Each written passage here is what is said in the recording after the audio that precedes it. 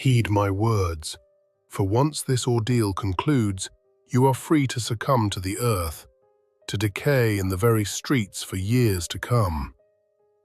Fans of Bonanza have long held a special place in their hearts for Hoss Cartwright, the gentle colossus who infused the screen with warmth and mirth. Yet behind the persona, Dirk Blocker, the man who inhabited Hoss, harbored a narrative replete with unexpected turns and undisclosed truths. Now, at 66 years of age, one of his sons has stepped forward to affirm a long-held suspicion about his father, a disclosure that might fundamentally alter fans' perceptions. But before delving into these revelations, it is paramount to grasp the initial circumstances that prompted his son to bring these long-concealed secrets to light. The star, known as Little Joe, may have captivated hearts with his charm and good looks, but it was the gentle giant, Hoss Cartwright, who truly claimed our affection with his modest disposition, boundless innocence, and a heart as pure as precious metal. Hoss transcended being a mere character. He evolved into a cherished figure, embodying both warmth and fortitude in equal measure. Born Bobby Dan Davis Blocker on December 10, 1928, in Deport, Texas, Dan entered the world with a grand entrance, weighing an astonishing 14 pounds. This record-setting birth was merely the prelude to a life story of epic proportions. Growing up in the humble town of O'Donnell, Texas, Dan spent his formative years assisting in the family's grocery establishment, where he carried provisions for patrons and absorbed the core values of small-town life that shaped his benevolent and grounded spirit. By the age of 10, Dan was already undertaking tasks alongside adult men, hauling grain and engaging in construction work. His physical prowess was exceptional, earning him the fitting moniker, the Big Texan, from his neighbors. By 12 years of age, he had already attained a height of 6 feet and tipped the scales at 200 pounds. Some local antagonists even attempted to challenge him, but Dan consistently emerged victorious in every confrontation. Following his secondary education, Dan enrolled at the Texas Military Institute, where he distinguished himself on the football field. His athletic aptitude secured him a football scholarship to Sul Ross State University. By then, he presented an imposing figure at 6 feet 4 inches and weighing 275 pounds, a presence that could not be easily overlooked. It was around this juncture that the flicker of a nascent dream was kindled, though he was unaware of it at the time. When his college drama department required assistance with moving heavy stage props, they enlisted Dan, whose strength made him the logical choice. However, what commenced as a simple favor led to his inaugural minor role in a production of Arsenic and Old Lace. That initial brush with acting enthralled him. Dan experienced the exhilaration of the stage and swiftly redirected his focus, altering his academic major from English to theater. Although he received offers to play professional football, Dan opted instead to follow the dictates of his heart. His aspirations in acting ultimately led him to New York City, where he pursued a career on Broadway. In due course, his dedication and inherent talent culminated in his securing a part in a rendition of King Lear, marking a significant advancement on his trajectory toward Hollywood. Yet, as fate would have it, a new and unforeseen turn of events was imminent. Navigating the brutal realities of Pork Chop Hill following his university studies, Dan Blocker found himself exchanging academic texts for military uniforms as he enlisted in the United States Army, prepared to serve his nation. This transition was far from seamless. Standing well over 6 feet 3 inches and weighing approximately 300 pounds, Blocker was a man of considerable stature, and his sheer size presented unique obstacles for the army. It took a full month merely to procure boots that would accommodate his immense feet. Once outfitted, Blocker soon found himself far from home, embroiled in the thick of the Korean War. By Christmas of 1951, he was stationed on the front lines near Pyongyang, North Korea, as a member of the 179th Infantry Regiment. As a combat infantry sergeant, Blocker's strength and fortitude rendered him a formidable adversary. Day after day, he and his fellow soldiers endured savage engagements, braving the biting cold, sleepless nights, and the incessant threat of enemy fire for nearly 7 months. Blocker trudged through the arduous conditions of trench warfare, the cacophony of explosions filling the air as he led his men through some of the most ferocious combat the war had to offer. One night, amidst the chaos and gunfire, Blocker observed one of his comrades in dire straits, pinned down and immobile.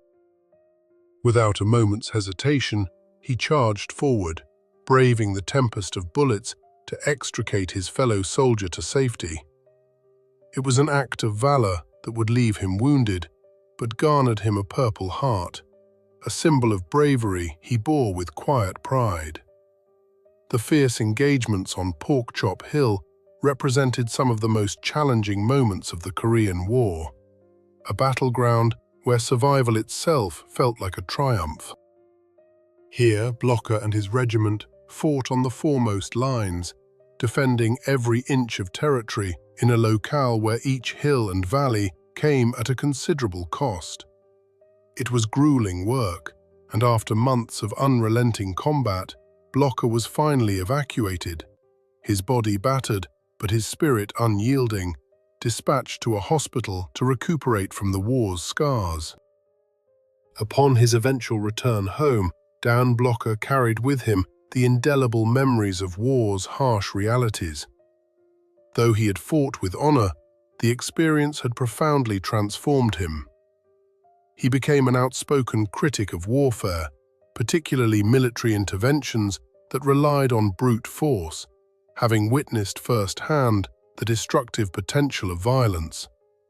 He emerged as a fervent advocate for peace, condemning the atrocities of war and specifically the devastating deployment of napalm. How Dan Blocker attained stardom. When Dan Blocker returned from the Korean War, he was intent on leaving the battlefield behind and dedicating himself to building a life enriched by family and purpose. He wed his college sweetheart, Dolphia Parker, and together they raised 4 children, establishing a warm and loving family environment that anchored him after the turmoil of war. Although acting was not initially part of his grand design, destiny had an unexpected surprise in store for the towering Texan. In pursuit of his doctoral degree, Blocker relocated to California and enrolled at UCLA. It was not long before his imposing physique and unmistakable Southern charm attracted the attention of Hollywood casting directors. At that period, Westerns dominated the television landscape, and Blocker appeared perfectly suited for the genre. His commanding presence and rugged good looks made him an ideal candidate for the rugged roles that Westerns demanded. And soon, he was being offered minor parts in popular serials. His journey commenced with small roles in Western series such as Gunsmoke and Colt 45, where he imbued each character with a distinctive warmth and humor.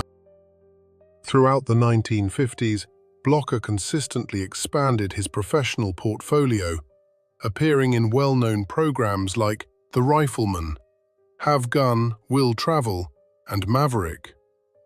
While he occasionally engaged in cinematic projects, it was television that truly captured his passion. In 1957, he achieved his initial significant breakthrough, securing a pivotal role in The Restless Gun. His performance resonated deeply with audiences, paving the way for even more opportunities. Shortly thereafter, he assumed the recurring role of Tiny Bobbinger, a lovable and somewhat eccentric ranch hand in Cimarron City. This character allowed him to showcase his natural comedic timing and hinted at the charisma that would ultimately propel him to household name status. It was not long before Blocker's major opportunity finally presented itself.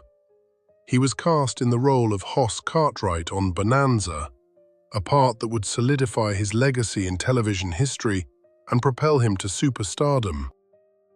Dan Blocker's definitive role on Bonanza. Dan Blocker's life underwent a monumental shift when he was cast as Hoss Cartwright in the immensely popular television series Bonanza. This role not only revolutionized his career, but also made him a nationally recognized figure. As Hoss, the warm-hearted and towering son of the Cartwright family, Dan became a fixture in living rooms across the nation. Hoss was depicted as a gentle giant, a character who might not have possessed the keenest intellect within the Cartwright lineage, but who more than compensated for it with his immense heart and genuine kindness. Viewers, particularly children, were quickly enamored with Hoss's straightforward charm and his unwavering devotion to those he held dear. For Dan, Hoss was more than just a character. He was a conduit for expressing his own principles and values.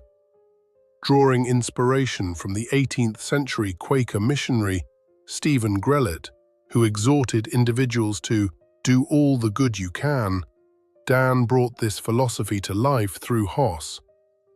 It was this inherent sense of justice and compassion, so natural to Dan himself, that lent authenticity to Hoss's kindness and secured him a cherished place in the hearts of the audience. Although Hoss was portrayed as simple and guileless, Dan himself was an intelligent and contemplative individual. He held a master's degree in theatre and possessed a profound appreciation for literature and philosophy. His portrayal of Hoss masterfully balanced tenderness with a fierce protective instinct, a quality that mirrored his own life as a decorated Korean War veteran who understood both the cost of conflict and the value of peace. Dan's imposing physique undoubtedly contributed to his perfect fit for the role of Hoss, but it was his gentle disposition that truly breathed life into the character. Barely 2 years into his acting career, Dan became an integral part of one of television's most iconic families. Behind the scenes, he forged a close camaraderie with his co-stars, Lorne Greene and Michael Landon. The bond between the three men extended beyond their professional collaborations. Dan even served as the best man at Michael Landon's wedding to Lynn No, a testament to the profound connection they shared. While Bonanza demanded much of his time, Dan occasionally ventured into filmmaking, appearing alongside Frank Sinatra in movies such as Come Blow Your Horn and Lady in Cement. Despite his burgeoning fame, he never lost touch with his origins in the small town of O'Donnell, Texas. The community back home took immense pride in the quiet, thoughtful boy who had evolved into a television star, bringing joy to millions. Why Dan Blocker departed Hollywood. Dan Blocker's portrayal of Hoss Cartwright on Bonanza catapulted him to stardom. While fame was never something he actively pursued, his gentle nature and imposing stature made him a beloved figure on American television. Nevertheless, he harbored a certain ambivalence towards the spotlight that accompanied his success. Acting was his passion, but the constant attention that followed him everywhere was something he found challenging to embrace. He would have preferred to concentrate on his craft in quiet solitude. However, his innate talent and the affection of his fans rendered anonymity impossible. As much as Dan valued his admirers, he found the erosion of his privacy overwhelming. His towering presence made him easily recognizable, and even a simple family outing could devolve into a spectacle as fans eagerly converged around him. On one occasion, a vacation to the Yucatan Peninsula, intended as a peaceful respite, quickly transformed into a public spectacle as locals immediately recognized him, calling out, "Hoss Cartwright," wherever he went. Unlike many actors, Blocker had little inclination to remain in the public eye. In 1970, he and his family embarked on a journey to Switzerland, inspired by the breathtaking beauty of the Swiss Lake Country, which he had read about in National Geographic. They were captivated by the serene landscapes surrounding Lake Como and Lake Lugano, and for Blocker, the idyllic scenery and the prospect of a more tranquil existence felt like a dream realized. The family soon decided to establish their new home in Switzerland. Here, they discovered not only tranquility, but also a high-caliber international education for their children, who flourished in their new environment. Rumors circulated regarding Blocker's motivations for relocating abroad.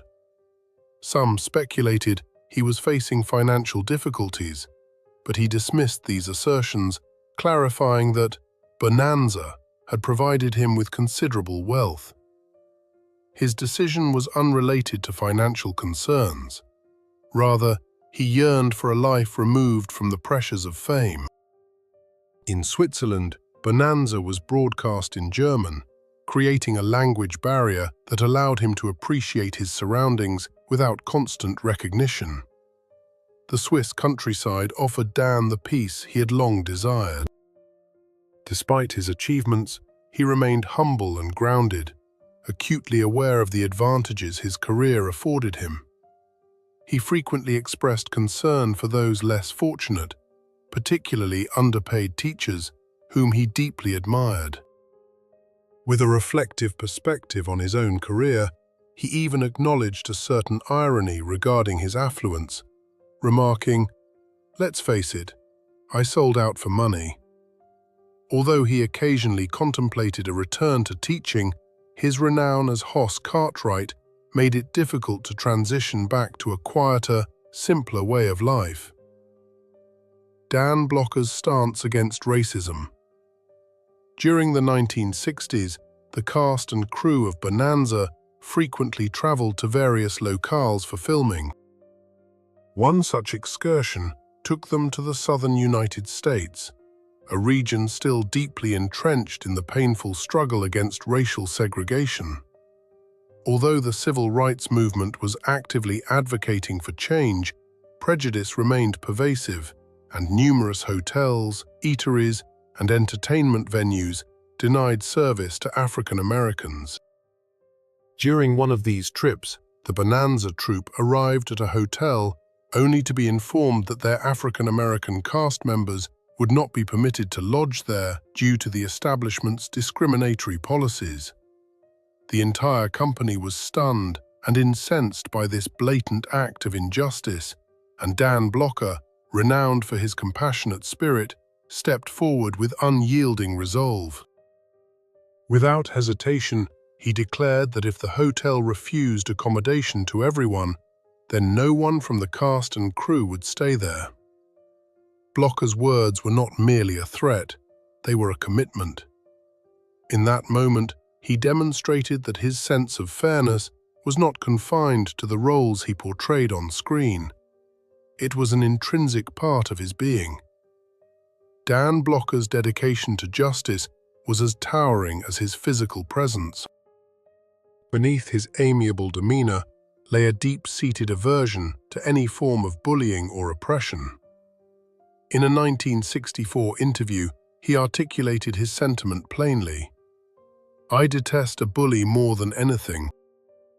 I'm a large man and dislike conflict, but if I witness a 200-pound individual assaulting a 130-pound person, you can be absolutely certain I will intervene swiftly on behalf of the smaller individual."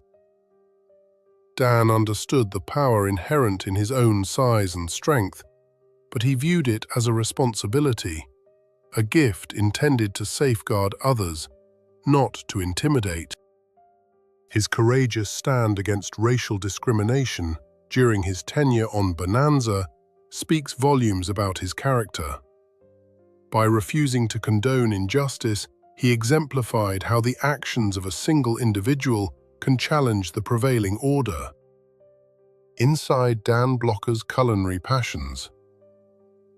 Dan Blocker was not only recognized for his imposing stature and kind-hearted nature, but was also renowned for his prodigious appetite, which was as extraordinary as his personality.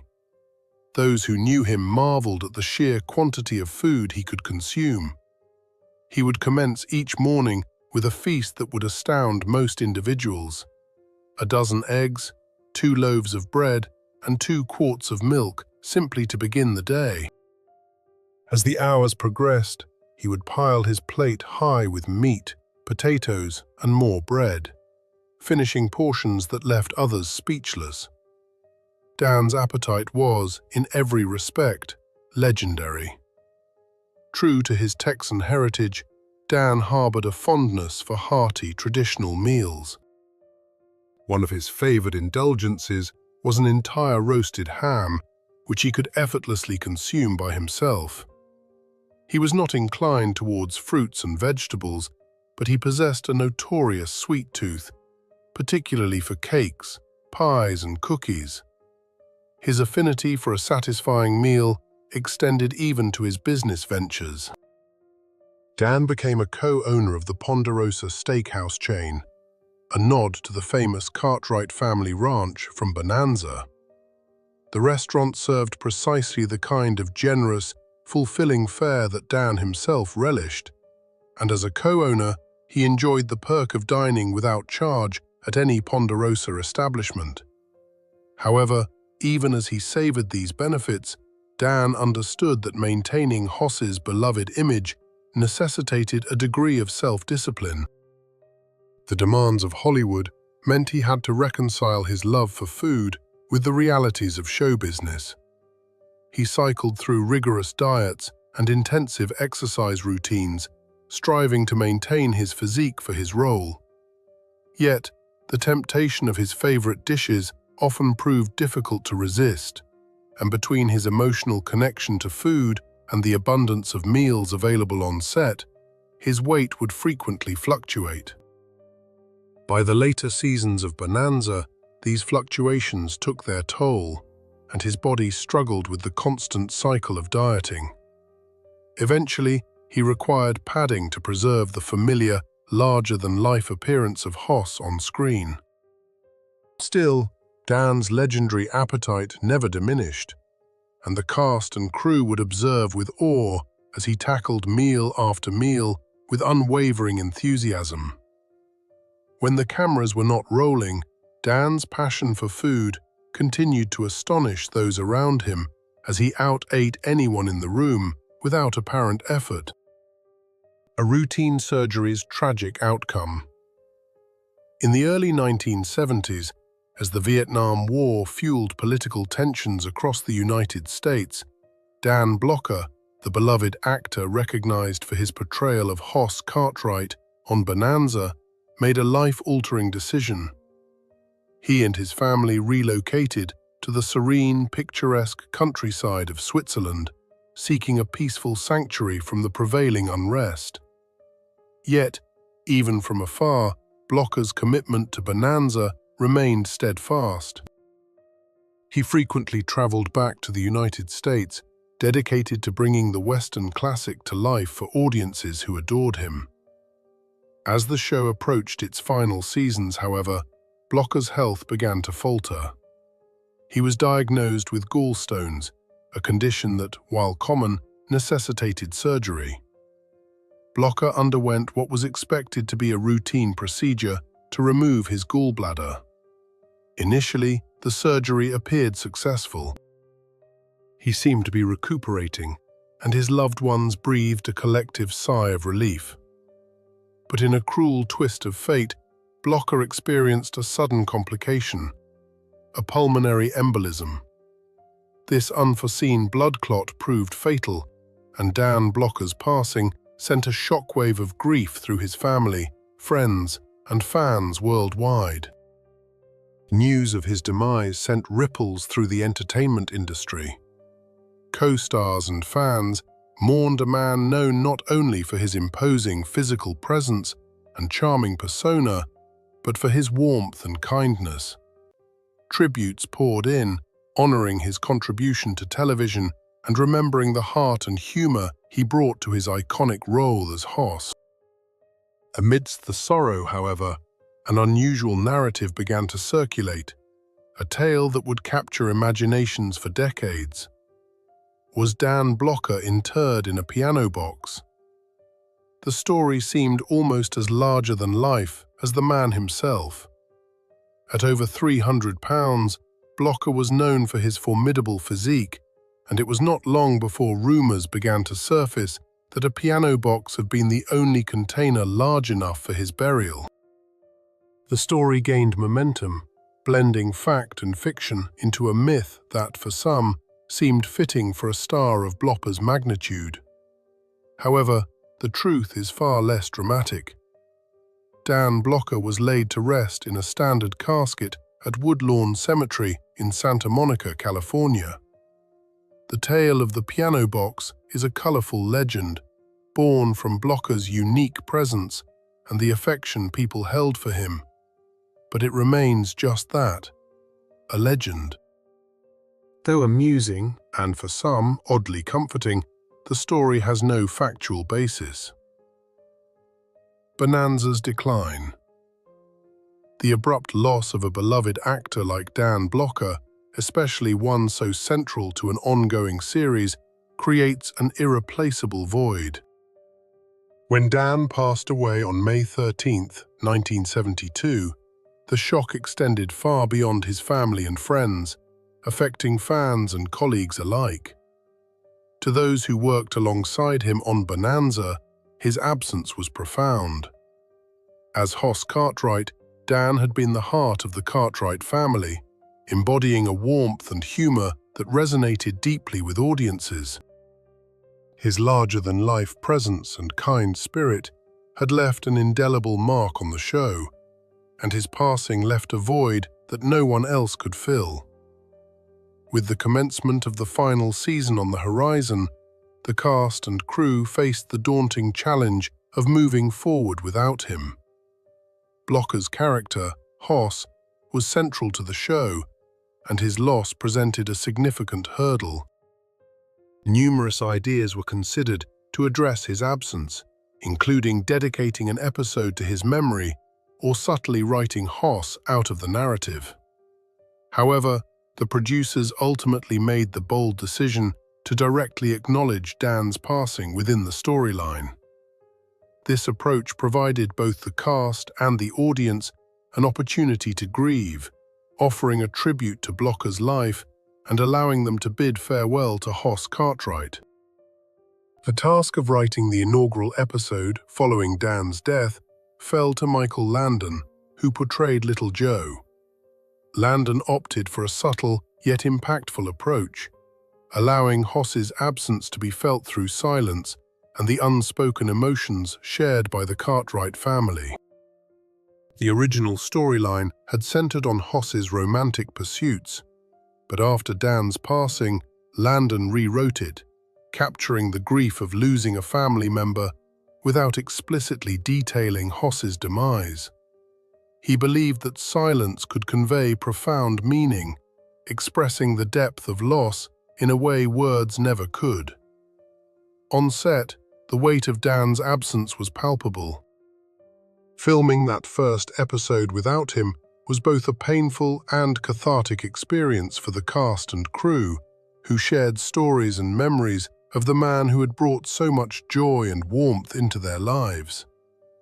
In the familiar setting of the Cartwright family dining room, where laughter and camaraderie had once been the norm, a new, bittersweet mood settled in. Every corner of the set seemed to hold echoes of Dan, and although the crew carried on, his absence was felt in every scene. Without Hoss, Bonanza was never quite the same. The show's popularity had been gradually declining, and Dan's passing exacerbated its downfall.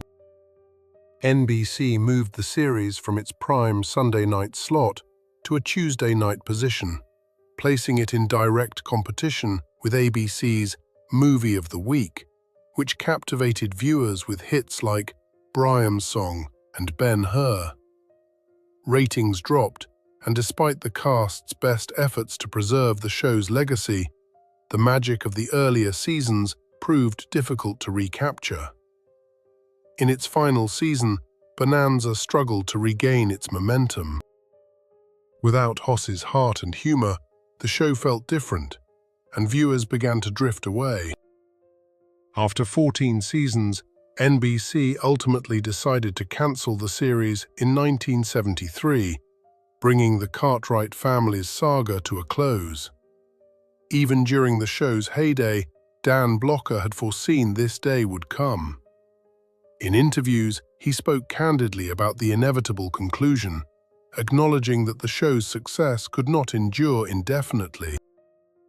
With remarkable foresight, he predicted that the sheer volume of episodes and escalating production costs would eventually render the series an untenable burden for the network. Ultimately, Dirk Blocker's passing marked a turning point, definitively dividing Bonanza into two distinct eras: the years with Hoss and the years without him. While Bonanza has since become a timeless classic, still cherished by fans decades later, the impact of Dan's absence was undeniable. He had been the heart and soul of the show, and with him gone, Bonanza lost much of the warmth that had made it so special. Dirk Blocker's son confirms what we suspected. Growing up with the iconic figure of Hoss Cartwright as his father profoundly shaped Dirk Blocker, particularly in the wake of Dirk Blocker's untimely death at the age of 43. This profound loss not only impacted Dirk's personal life, but also influenced the trajectory of his professional path. Despite venturing into the acting profession, much like his father, Dirk harbored a desire for a more subdued existence, one far removed from the relentless spotlight that had constantly encircled Dirk Blocker. The younger Blocker reflected on how witnessing his father's fame had steered him away from the pursuit of stardom. He had grown up observing Dan's inability to go anywhere without fans gathering around him, eager for a moment of connection. For Dirk, the allure of being a character actor, a role that permitted him to perform without the incessant glare of public attention, was far more appealing.